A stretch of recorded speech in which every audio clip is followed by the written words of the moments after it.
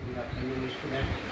जैसा कि आप सभी जानते हैं, कोरोना महामारी की वजह से जो प्रॉपर क्लासेस होती है वो नहीं चल पा रही हैं। तो इसलिए हमारी सरकार जो है वो ऑनलाइन क्लासेस का जो मुद्दा उठाया है, उस हिसाब से हम लोग जितने भी अध्यापक हैं अपने अपने लेवल पे वीडियो बना के आपको टॉपिक के अकॉर्डिंग जो चैप्टर है उसको पूरा करने की कोशिश करेंगे। और आशा करते हैं कि आप भी समय के अनुसार उसको अच्छे से समझेंगे और जानेंगे। तो आज हम चैप्टर पढ़ते हैं, चैप्टर नंबर 9, आनुवंशिकी।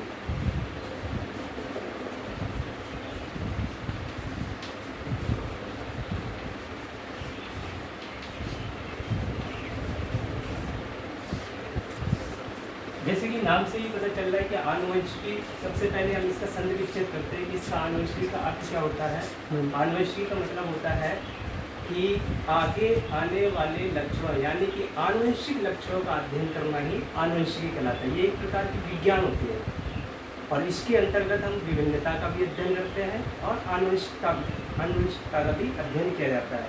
तो आनुवंशिकी का मतलब होता है कि आगे आने वाले वंश के लक्षण, हमारा जो हमारे फादर है या किसी के फादर हैं या कोई भी जानवर है, जब उसकी संतान जन्म लेती है तो उन संतानों में अपने पिताजी से कुछ न कुछ लक्षण अपनी संतानों में प्राप्त हो जाते हैं। उसको क्या होता है कि इसके जो लक्षण होते हैं वो लक्षण जो है आनुवंशिक लक्षण कहलाते हैं और उनका जो अध्ययन किया जाता है वो आनुवंशिकी के अंदर किया जाता है।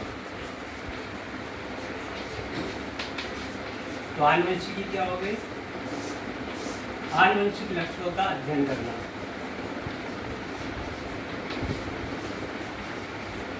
आनुवंशिक लक्षणों का अध्ययन करना।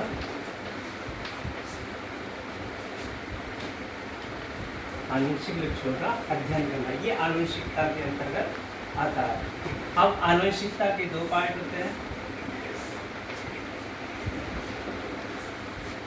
एक होता है आनुवंशिकता, दूसरा होता है विभिन्नता।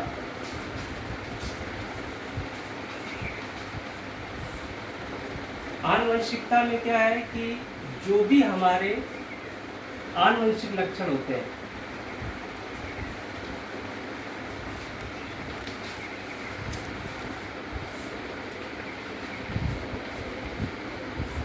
आनुवंशिक लक्षण जो है वो हमारे आनुवंशिकता में आ जाते हैं और इसमें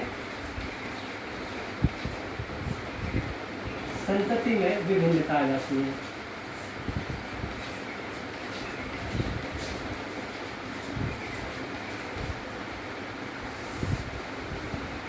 ये पैतृक होते हैं, जो हमारे जो फादर होते हैं या जो पैतृक होते हैं, किसी भी संतान के जो माता पिता होते हैं, उनसे ये लक्षण आनुवंशिक लक्षण होते हैं जो उनकी संतानों में प्राप्त होते हैं। अब जब लक्षण आनुवंशिक है तो इसके बाद क्या होता है कि उन लक्षणों में कुछ ना कुछ विभिन्नताएं भी होगी। तो ये जो विभिन्नताएं होती हैं ये भी संतति में जाती हैं। तो ये दोनों जो है वो इनके अंतर्गत आनुवंशिकता और विभिन्नता के अंतर्गत अध्ययन किया जाता है। अब विभिन्नता में दो पार्ट और होते हैं, उपार्जित, आनुवंशिक।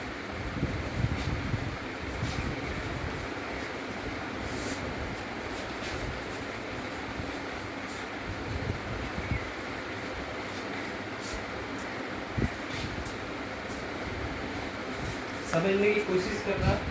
सबसे पहले आता है आनुवंशिकी। आनुवंशिकी होता क्या है? आनुवंशिक लक्षणों का अध्ययन करना ही आनुवंशिकी कहलाती है।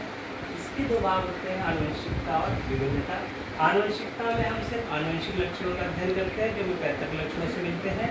विभिन्नता में भी लक्षण होते हैं, बट क्या होता है कि इसमें पैतृक लक्षणों और वंश में जो भी अंतर आता है वो हमारा विभिन्नता में आता है। तो अब विभिन्नता में अंतर कैसे आता है? दो प्रकार के लक्षण, एक उपार्जित और दूसरा आनुवंशिक लक्षण। उपार्जित लक्षण में वही है कि ये जैव विकास में सहायक होते हैं, जैव विकास में सहायक होते हैं।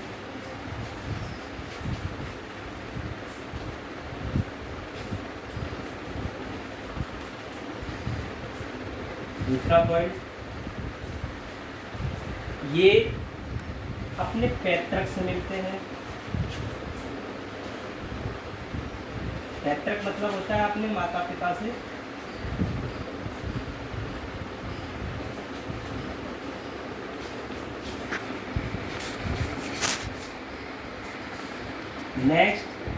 नेक्स्ट में क्या है कि जैव विकास में सहायक होते हैं, अपने पैतृक से मिलते हैं। और नेक्स्ट है कि इनमें आनुवंशिक गुण पाया जाता है।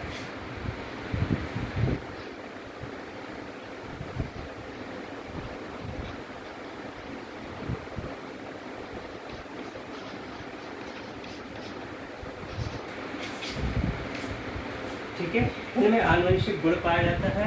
और उदाहरण में क्या आ सकता है, जैसे कि आंखों का रंग,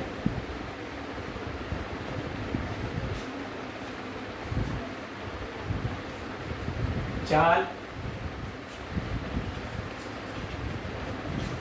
आदि। ये हमारे उपार्जित लक्षण होते हैं जो हमें अपने पैतृक से मिलते हैं।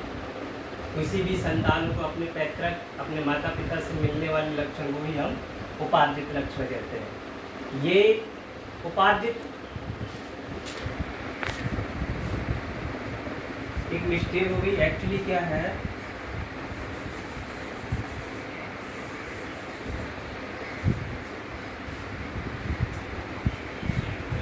उल्टा लिख दिया हमने। ये आनुवंशिक लक्षण है,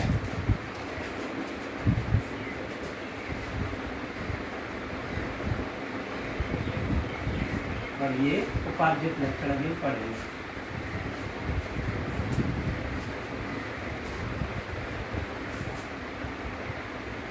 ठीक है, तो ये आनुवंशिक लक्षण है, जैव विकास में सहायक होते हैं, अपने पैतृक से मिलते हैं, आनुवंशिक गुण इनमें पाया जाता है। उदाहरण से आंखों का रंग, चाल और आदि। उपार्जित लक्षण में क्या होते हैं, इनमें हमें इसी के ठीक अपोजिट कर दो, इन्हीं के ठीक अपोजिट कर दो। ये जैव विकास में सहायक नहीं होते हैं, अपने पैतृक से इनको नहीं, ये अपने पैतृक से लक्षण मिलने वाले नहीं होते हैं, इनमें आनुवंशिक गुण नहीं पाया जाता है।